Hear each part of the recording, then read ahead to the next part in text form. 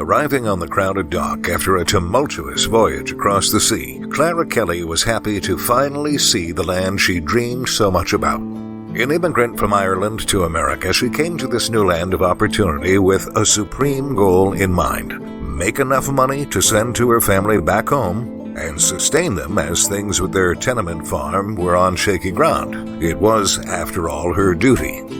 Initially intent upon finding work at a local mill and bunking in with her extended family on the outskirts of Pittsburgh proper, fate moved Clara into an entirely unexpected direction. Hearing her name called on the docks was unexpected, but she rose to the challenge, albeit wondering how the well-dressed gentleman knew her name, and that she would be descending from this particular vessel on this particular day.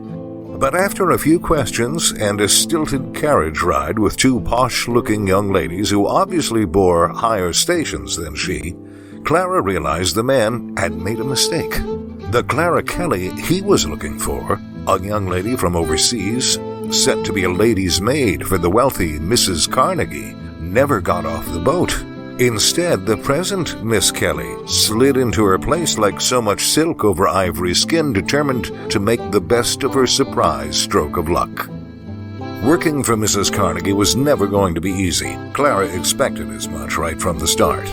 Growing up a simple farm girl, Clara had no idea how the routines of a great lady's bedchamber went, or how to procure the classiest style of wardrobe from the best dressmaker.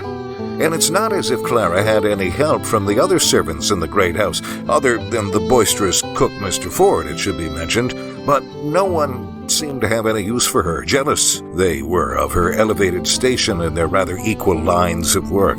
Her spirits sank even lower when letters from home began to arrive, both from her family and from the sweetheart that the real Miss Clara Kelly left behind.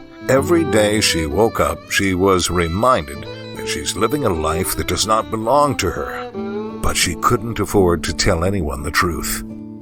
Doing her best to be virtually indispensable to Mrs. Carnegie helped to fill Clara's days, and she was not blind to the subtle perks to be had while catering to one of the city's wealthiest families. It didn't take long for Clara to become more accustomed to the other residents in the home, namely Andrew Carnegie, the mistress's eldest son. The two struck up a curious bond over poetry that slowly built into a familiarity that skirted the edge of improper. And Clara had to make sure she was taking all the necessary steps to keep the budding relationship in as much of her control as possible. She admired the handsome ginger-haired man very much. Andrew Carnegie had made a name for himself not only in the city of Pittsburgh, but all over the East Coast of America. His expertise in finance and the right amount of risk-taking helped catapult the railroad he worked for into a status of absolute need and desire. And with the war coming to a close and residents beginning to travel again, Carnegie had also become instrumental in making those travels of luxury.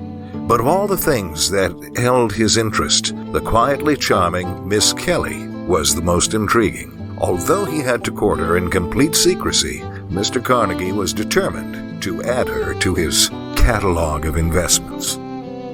Warned by her friend Mr. Ford, and with her mind full of bad news written from home, Clara is all but hopeless that a match between she and Mr. Carnegie can be made. Letter after letter from her sister in Ireland proved to be more and more despairing, and she was desperate to figure out how to help her family's circumstance. Will Clara be able to attain those things she wishes for most in this world? Love from a wonderful man? Financial stability for herself and her relatives? A reunion of those she loves most? Or is she destined to be nothing more than a poor immigrant with no prospects at all, other than that of a liar and an imposter? Author Marie Benedict plays with a marriage of history and fiction in her novel Carnegie's Maid, using her own spin on how famed Andrew Carnegie transitioned himself and his fortune from that of innovative industrialist to philanthropist and rich sharer of libraries and knowledge to one and all. Benedict chooses a romantic path that includes a nod to her own heritage in immigration. While Carnegie was known as one of the richest men in America and has gone down in industrialist and investment history, history, little is known about why he chose to switch paths so quickly from an employer that offered poor working conditions and notoriously low pay to a benefactor for the less fortunate. Using a forbidden romance as the reason for this drastic change of opinion, Benedict sheds new light on a formative figure of American history. Review by Bell in a Bookshop, Melissa Ahmed.